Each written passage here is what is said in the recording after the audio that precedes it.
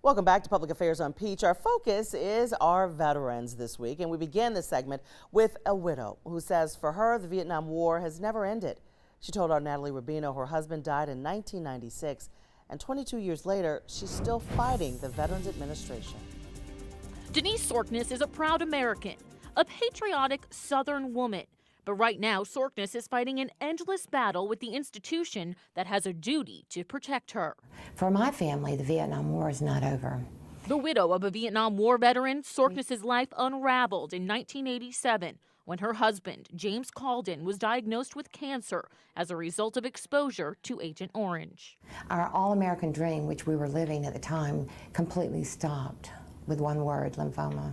The mother of 3 children, who at the time were all under 6 years old, watched her husband's mind and body deteriorate. Calden's war ended when he died in 1996, but his wife's had only just begun. I went to 2nd Street to the VA office and filed for my benefits, and was told that a person he was living with at the time had already filed for my benefits. That woman falsified a divorce document between the couple and created a fake marriage license to submit to the VA. The VA ended up granting that woman benefits. Sorkness pleaded with the organization for help. Their immediate response to me was, "It's not our problem." For more than 2 decades, Sorkness worked full-time, raised her 3 children on a limited income, and continued her fight with the VA. Appeals and the denials. Despite the state court nullifying the fake marriage, Sorkness still has not received a penny in spousal benefits from the VA. I did have to end up filing bankruptcy. Over the 22 years, Sorkness has filed 8 appeals with the VA.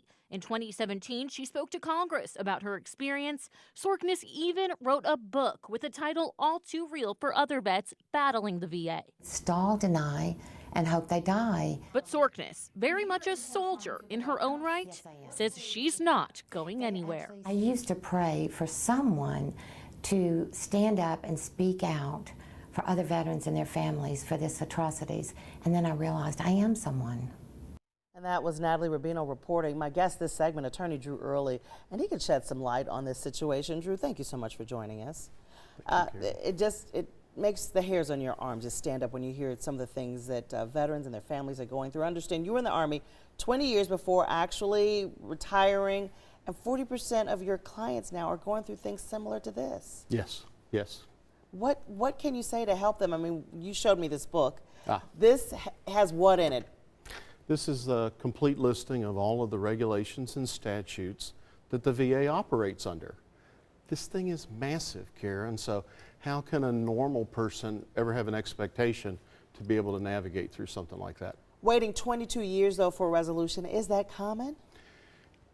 I'm going to say it's not uncommon. Wow. We would never want it to be common. However, appeals right now within the VA are typically taking 4 to 5 years for an appeal, and that always makes me ask, well, what's the person supposed to do during the pendency of the appeal? What are they supposed to get by on?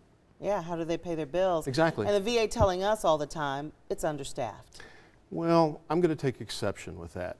The VA's budget has actually doubled over the last 10 years. Wow. The VA is the second largest cabinet agency in the federal government. Now, there may be an issue with apportionment of resources. So when I talk to leadership at the local regional office in Atlanta, that's one of their concerns. There's not a trickle down of the resources, particularly in terms of manpower, that comes to them. Instead, the central bureaucracy seems to grow and grow and grow. Now, Drew, people feel like they have to go the extra mile. You can't just turn in your paperwork and wait to get a response. You have to keep going the extra mile to get your benefits submitted. If you're going to be passive, you are depending upon the VA completely. But if you take ownership of either your claim or your appeal, and then you submit the evidence that's necessary, they're not going to turn you down. They just need to know exactly what it'll take for them to grant the appeal or to grant the original claim. And a lot of people, that's where the issue is. They don't have the skill or knowledge to build the package to give to the VA so then they can get what they're entitled to. What are some of the most alarming cases, one of the most alarming cases you've worked on? Oh, they're all alarming to me because as a veteran myself, I get concerned, but the most alarming to me typically involve the uneducated, the widows, or the older World War II or Korean War veterans. I met with a 93-year-old Marine last night. He's entitled to 3 different VA disability claims, never wanted to do it, maybe a little bit of pride, maybe a little bit of it's too hard to do, but now he needs the benefits. And I said, you need to go after this. And I've heard that some of those older veterans, nothing was computerized, so there Right. were no records. Right. Now for veterans, there are a lot of records, injuries that they've had are all documented. What do you say for somebody at home that knows that they are owed some benefits? What can they do? Well, the first thing they need to do is get their hands on records. Record keeping of any kind. It doesn't necessarily have to be official military records. I got benefits for a homeless vet in Atlanta, and we used old tape recordings that he had sent his mom while he was in Vietnam, and he left Vietnam early due to a tropical disease. So his record didn't reflect he'd been in combat. But when we played the tape recording, and I had to listen to about 8 hours of tapes, on one of the recordings we heard the sounds of mortars and rockets coming in. We were able to transcribe that to digital form, and then that established the proof that he in fact had been in combat, therefore he was entitled to a PTSD claim. Wow. Drew, thank you so much. So much to talk about here. When Public Affairs on Peach returns, we're going to lighten up the mood a little bit.